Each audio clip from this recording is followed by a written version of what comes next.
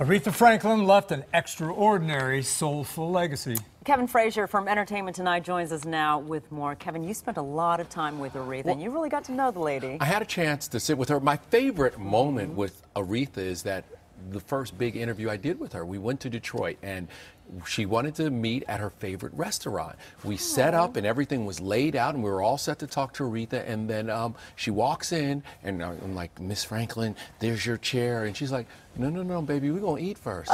And so we sat down and we had wings and the best like garlic parmesan wings smothered in grease and oil. And we ate and talked and chit-chatted, and then we did the interview after the wings, and I was kind of in a food coma. But after that, every time I saw her, she would say, baby, come back here. Come on, let's talk, or whatever. You know, she was an extraordinary individual. I want us to talk about songs, but I think it's important for the younger generation who did not grow up with Aretha, young black women, young women, to know what she did for women. Let me put it this way. Aretha Franklin is everything you think Beyonce is and more. And if you really want to understand it, you know, before the internet, before we had social media, every week, black folks would go to the barbershop, or you had a subscription to Jet and Ebony, and usually you would open it up and there'd be something about Aretha in there. When she married the actor Glenn Turman, it was like a royal wedding. And, you know, one of the big actors of the time and the Queen of Soul, and they were on so many magazine covers and you heard so much about them. Her significance can really be summed up in one way. She was there when Dr. King came up with the dream. She sang also at his funeral, and then she was there when the dream finally came to fruition when Barack Obama was president.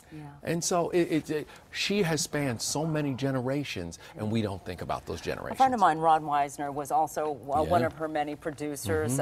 He had this to say: some people have talent, others have a gift. Aretha had that gift, and that's a very short list today. She could sing. Her voice was just, it's otherworldly and different. And more importantly, she was a great pianist, and people don't give her enough credit for her songwriting skill and also how she could interpret music. When you think of the song Respect, and you hear the original by Otis Redding, that song is about a man coming home and begging his woman to give him respect. He's like, woman, have that food ready when I get home. Give me my respect, woman. And Aretha turned that song into something that is an anthem for feminists. How do you take, and she added little things, you know, the Sock It To Me, she added that to it.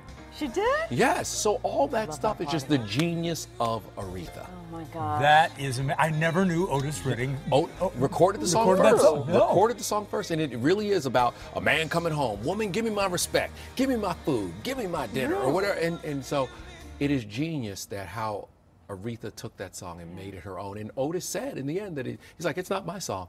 It's Aretha Franklin's song. Kevin, go ahead. Interesting. Such a pleasure to have you here. It's so great to talk about Aretha. I want to make sure that everybody knows that Kevin's going to have a lot more. Right. On Entertainment Tonight, that's at 7:30 right here on CBS 2.